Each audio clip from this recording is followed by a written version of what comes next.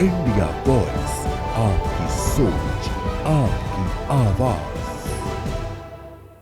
नमस्कार, बहुत स्वागत है आपका और आप देख रहे हैं इंडिया वॉइस। मैं हूं आपके साथ आनंद विजय सिंह। उत्तर प्रदेश की अभी तक की तमाम अहम खबरों के साथ हाजिर हैं अपने इस बुलेटिन उत्तर प्रदेश लाइव में। और बात सबसे पहले मुख्यमंत्री योगी आदित्यनाथ के मुजफ्फरनगर दौरे की। मुजफ्फरनगर में सीएम योगी आदित्यनाथ ने आज बड़ी सौगात दी है। 951 करोड़ रुपए की 423 परियोजनाओं का शिलान्यास और लोकार्पण सीएम योगी आदित्यनाथ ने किया।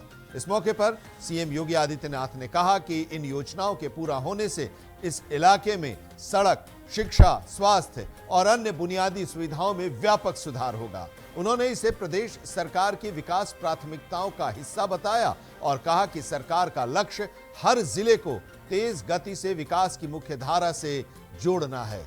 मुख्यमंत्री ने कहा कि सरकार की योजनाओं का सीधा लाभ जनता तक पहुंचाना ही प्राथमिकता है, जिससे प्रदेश में समग्र विकास को गति मिल सके। सीएम योगी आदित्यनाथ ने कहा कि डबल इंजन सरकार पीएम के नेतृत्व में सुरक्षा सुशासन का सेवा मॉडल खड़ा कर रही है। कुछ लोग शांति समृद्धि की ओर बढ़ने से रोकने के लिए अशांति फैलाने की कोशिश कर रहे हैं। आज के इस रोजगार मेला और विकास की इन परियोजनाओं का साक्षी बन रहे मुजफ्फरनगर के मेरे सभी उपस्थित बहनों और भाइयों, मैं इस पावन धरा को कोटि कोटि नमन करते हुए भारत के अन्नदाता किसानों के मसीहा के रूप में, जिन्होंने किसानों की बात को भारत की देश की सरकारों के एजेंडे का हिस्सा बनाया, ऐसे भारत के पूर्व प्रधानमंत्री भारत रत्न चौधरी चरण सिंह जी की स्मृतियों को भी नमन करता हूं। बहनों और भाइयों, ये धरा प्रेरणा की धरा है, ये धरा पौराणिक धरा है। जीवन के रहस्य क्या हैं? महाराज सुखदेव ने इसी धरा पर उस समय महर्षि सुखदेव जी ने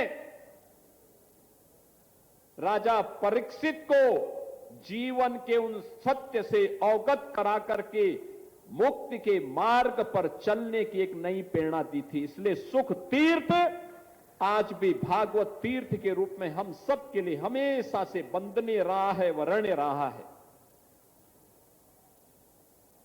और जब भी आवश्यकता पड़ी, यहां के अन्नदाता किसानों ने, यहां के नौजवानों ने, यहां की माताओं बहनों ने हमेशा देश के लिए अपना सब कुछ न्यौछावर करने के लिए कभी पीछे नहीं हटे, लगातार उस दिशा में कार्य करने के लिए आगे बढ़े। और ये मेरा सौभाग्य है कि मुझे सुख तीर्थ की इस पावन धरा में भारत रत्न चौधरी चरण सिंह जी की कर्म भूमि की इस पावन धरा में चौधरी अजीत सिंह जी की कर्म भूमि की पावन धरा में आज यहां पे लोक माता अहिल्याबाई होलकर की दिव्य प्रतिमा के विमोचन के कार्यक्रम को भी करने का अवसर प्राप्त हुआ है। नोएडा में न्यूनतम मजदूरी के लिए हिंसक प्रदर्शन के बाद मुख्यमंत्री योगी आदित्यनाथ के निर्देश पर मजदूरों के हितों की रक्षा और औद्योगिक शांति कायम करने के उद्देश्य से एक उच्च स्तरीय समिति का गठन किया गया है। इस समिति का उद्देश्य विभिन्न स्टेक होल्डर्स से बातचीत कर औद्योगिक असामंजस्य को दूर करना और शांति बनाए रखना है। शासन द्वारा गठित इस उच्च स्तरीय समिति की अध्यक्षता औद्योगिक विकास आयुक्त करेंगे और इसके साथ ही श्रमिकों और उद्योग पक्ष की भागीदारी सुनिश्चित करने के लिए श्रमिक संगठनों के 5 प्रतिनिधियों और उद्यमी संघों के 3 प्रतिनिधियों को भी इस समिति में शामिल किया गया है। सरकार का कहना है कि यह समिति बातचीत के जरिए विवादों का समाधान कर औद्योगिक शांति बनाए रखने की दिशा में काम करेगी।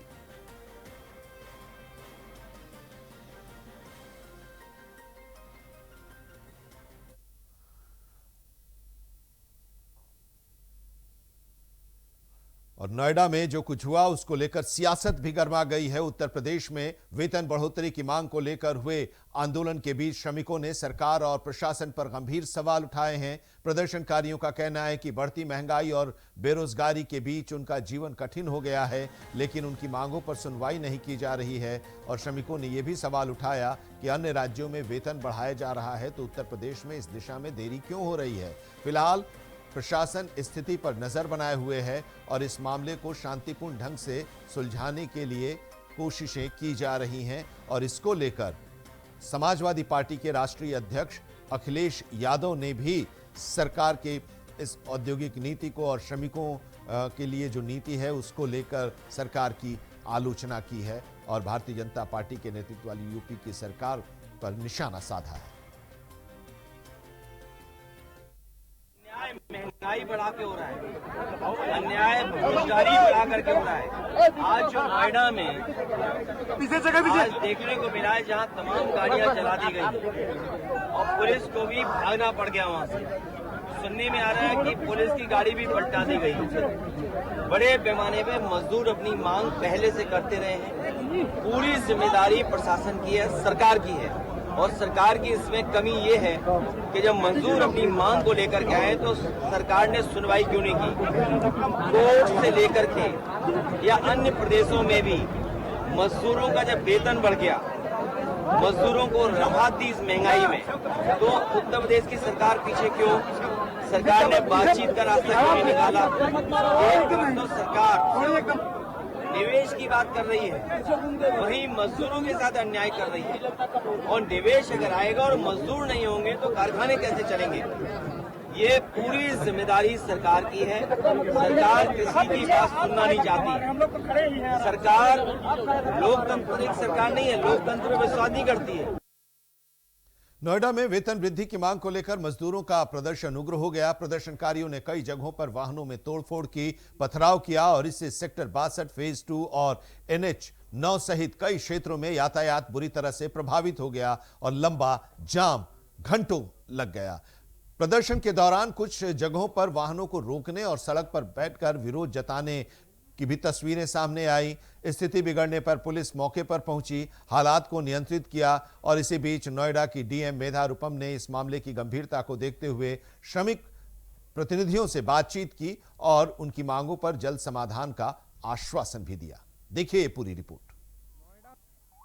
नोएडा में वेतन वृद्धि की मांग को लेकर मजदूरों का प्रदर्शन हिंसक हो गया। प्रदर्शनकारियों ने वाहनों में तोड़फोड़ कर डाली और पत्थरबाजी भी की। बड़ी संख्या में मजदूर वेतन बढ़ाने की मांग को लेकर इकट्ठा हुए थे।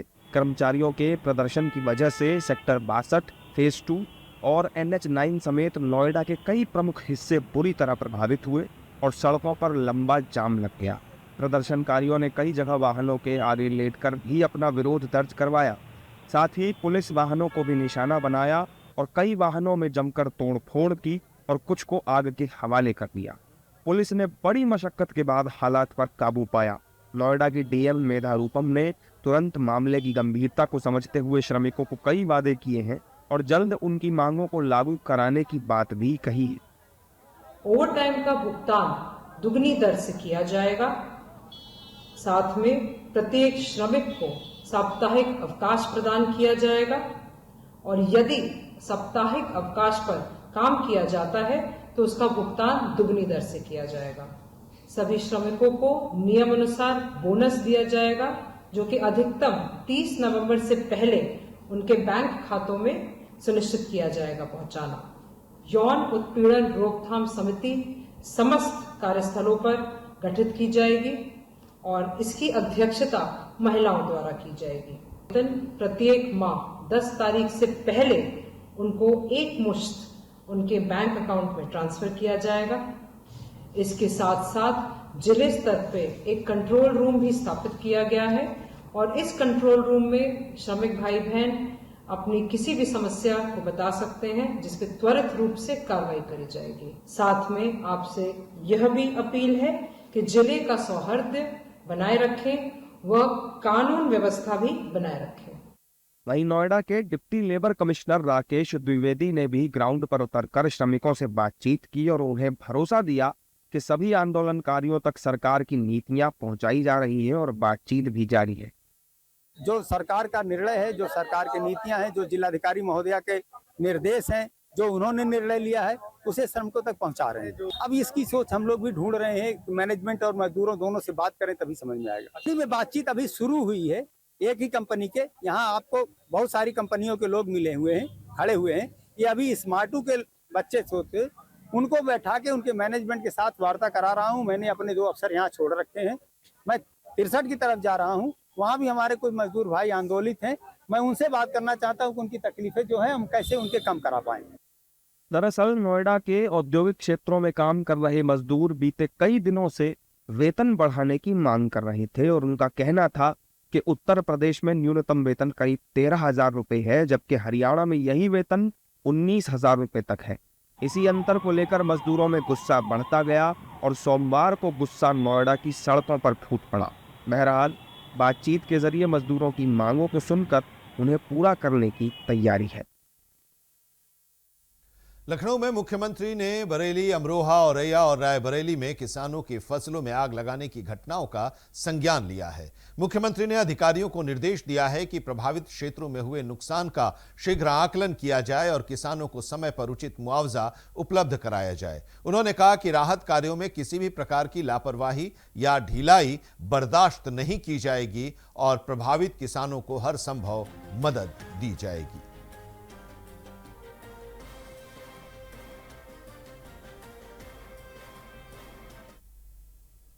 और खबरों में एक ब्रेक के लिए रुकते हैं। खबरें भी और भी हैं, आप जुड़े रहिए इंडिया वॉइस के साथ। ब्रेक के बाद आपका एक बार फिर से स्वागत है।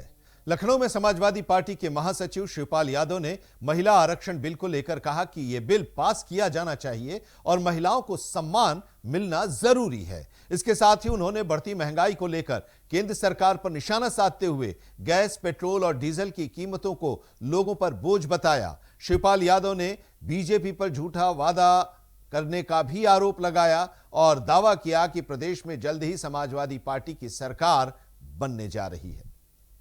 जितना अब देखिए 16, 17, 18 में महिला आरक्षण के लिए 3 दिन का सेशन लोकसभा में बुलाया गया है। अब उसमें हमारी पार्टी भी फैसला लेगी। अभी हमारी बात नहीं हो पाई है पार्टी में, लेकिन हमारा व्यक्तिगत है।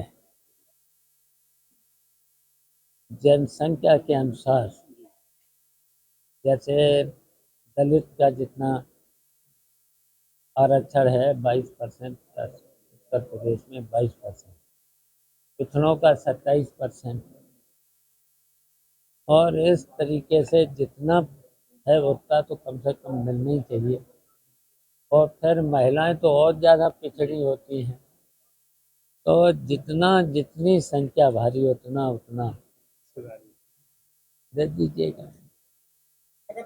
और देखिए महिलाओं को, जैसे पिछड़ी महिलाएं हैं, दलित महिलाएं हैं। लखनऊ में सांसद खेल महाकुंभ का आयोजन हुआ और इसका उद्देश्य शहर में खेल संस्कृति को मजबूत करना है।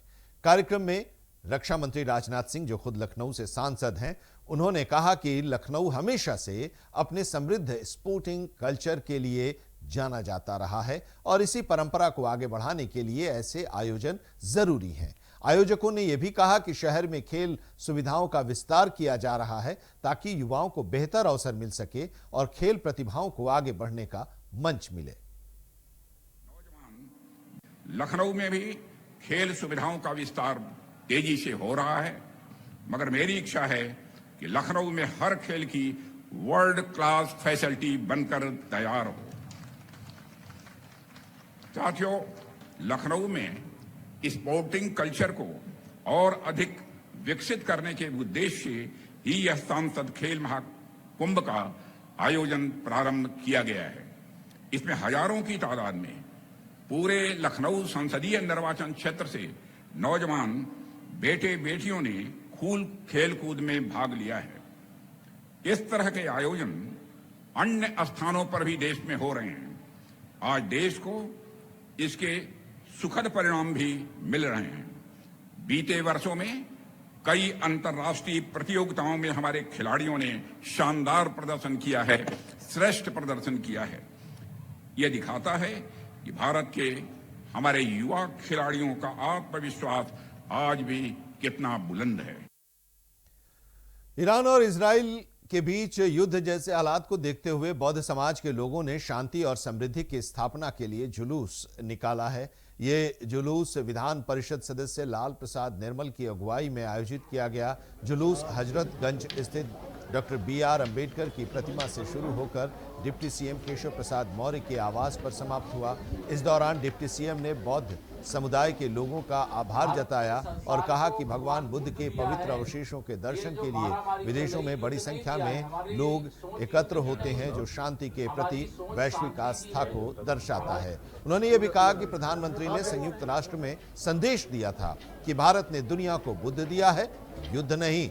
उप मुख्यमंत्री ने कहा कि बुद्ध के मार्ग पर चलकर ही विश्व में शांति स्थापित हो सकती है।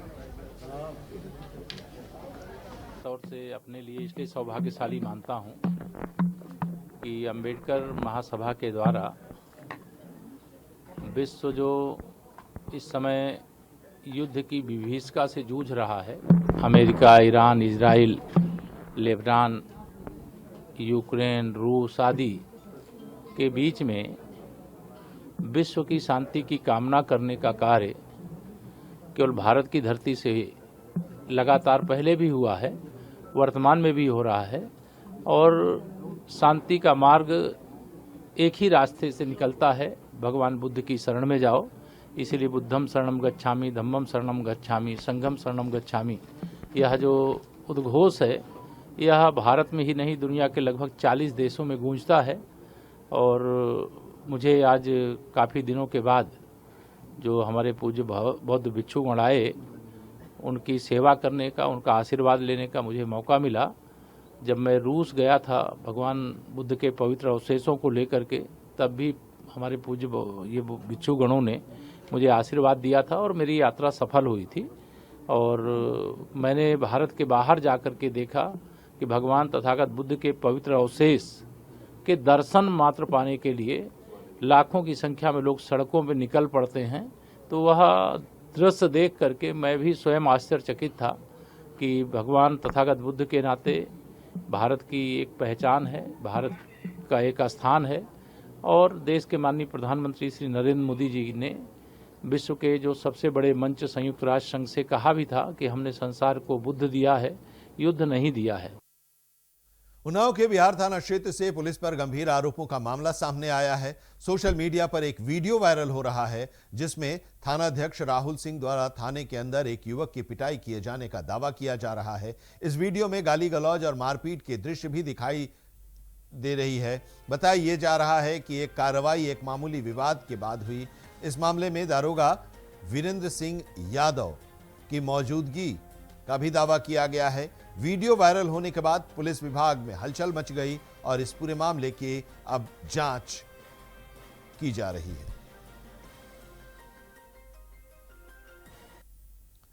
और खबर मथुरा से, मथुरा वृंदावन में हुए नाव हादसे के बाद अब प्रशासनिक कार्रवाई शुरू हो गई है और जिला मजिस्ट्रेट चंद्र प्रकाश सिंह ने बताया कि 10 अप्रैल को जो दुर्भाग्यपूर्ण हादसा हुआ था जिसमें 13 लोगों की मौत हुई है, उस हादसे के बाद अब सुरक्षा व्यवस्था को मजबूत किया जा रहा है।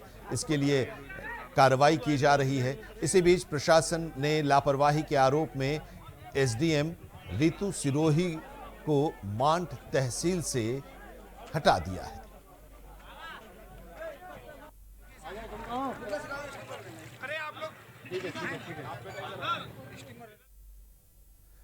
वाराणसी में पुलिस ने गंगा घाटों पर सुरक्षा व्यवस्था को और सख्त कर दिया है।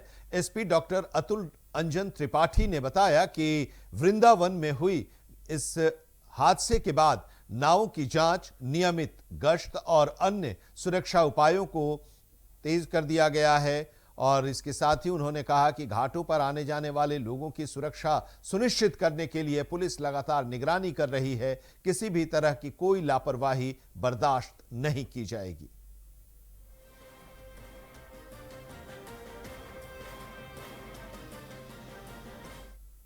काशी में लगातार जो श्रद्धालु आ रहे हैं उनकी सुरक्षा को लेकर लगातार जल पुलिस के द्वारा कई सारे उपाय किए गए हैं। लगातार पेट्रोलिंग की जा रही है, अनाउंसमेंट भी किया जा रहा है। श्रद्धालुओं को और नाविकों दोनों को ये कहा जा रहा है कि लाइफ जैकेट पहने और लगातार पहने रहे। कई बार ये दिखाता है कि जो श्रद्धालु हैं शुरुआत में पहनते हैं, उसके बाद उतार देते हैं या उसका बकल नहीं बांधते हैं, तो उनसे भी अनुरोध किया गया है कि वो प्रॉपर लाइफ जैकेट पहने। और नाविकों को भी कहा गया है कि बिना लाइफ जैकेट पहनाए किसी श्रद्धालु को ना ले जाएं। साथ साथ में साइनेज भी लगाए गए हैं, बैरिकेटिंग भी की जा रही है और लगातार पेट्रोलिंग की जा रही है। उसके उपरांत भी जो नाविक जो है जो दिशा निर्देश दिए गए हैं उसका अनुपालन नहीं कर रहे हैं तो उनके खिलाफ विधिक कार्रवाई की जा रही है। कल भी जो विभिन्न घाटों से 12 नावें सीज़ की गई हैं और 9 नाविकों के खिलाफ FIR भी कराई गई है जिन्होंने लापरवाही बरती है। तो लगातार पेट्रोलिंग की जा रही है और दिशा निर्देश भी दिए जा रहे हैं, अनाउंसमेंट भी किया जा रहा है। इसके बावजूद जो दिशा निर्देश का पालन नहीं कर रहे उनके खिलाफ विधिक कार्रवाई भी की जा रही है। और खबर बलिया से। बलिया के एक प्राथमिक विद्यालय में बच्चों के लिए वितरित किए जाने वाले स्कूली बैग जलाए जाने का मामला सामने आया है। सोशल मीडिया पर वायरल वीडियो सियर स्थित कंपोजिट विद्यालय का बताया जा रहा है, जो करीब 3 दिन पुराना है। इस वीडियो में स्कूल बैग जलते हुए दिखाई दे रहा है और उसके बाद अब इस पूरे मामले को लेकर प्रशासन ने अपनी जांच शुरू कर दी है। जिलाधिकारी ने बताया है कि विद्यालय परिसर में एक जर्जर कमरा था जिसमें पुराना कबाड़ रखा हुआ था। सफाई के दौरान केयरटेकर ने कबाड़ बाहर निकाला और उसमें आग लगा दी। जिसमें पुराने स्कूली बैग थे वो भी उस आग में जल गए। उन्होंने कहा कि इस पूरे मामले की जांच की जा रही है और जांच की रिपोर्ट आने के बाद जिम्मेदारी तय की जाएगी कि वहां बैग कैसे और क्यों रखा गया। सियर में ये सूचना प्राप्त हुई थी कि वहाँ कुछ जलाया गया है। मैंने शाम को BSA और उनकी पूरी टीम को भेजा था मौके पर और उन लोगों ने जांच किया। जांच करने के बाद बताया उन्होंने कि कंपोजिट विद्यालय सियर के परिसर में ही एक पुराना कमरा है जिसको जर्जर घोषित किया गया है। पुराना जर्जर है वो और उसकी नीलामी 7 अप्रैल को लगी थी, बट 7 अप्रैल को उसकी नीलामी हो नहीं पाई। अभी पुनः नीलामी उसकी होनी है। उसी पुराने जर्जर कमरे में कुछ कबाड़ रखा हुआ था, कचरा रखा हुआ था, जिसको वहाँ के केयरटेकर ने साफ सफाई के उद्देश्य से बाहर निकाला और उसमें आग लगा दी, जला दिया उसने। शायद उसको गंभीरता पता नहीं रही होगी और उसमें बहुत पुराने बैग और कूड़े कबाड़ थे, उसको उसने जलाया। और इसी के साथ उत्तर प्रदेश लाइव की इस बुलेटिन में इतना ही, लेकिन देश और दुनिया की तमाम अहम खबरों के लिए आप जुड़े रहिए इंडिया वॉइस के साथ।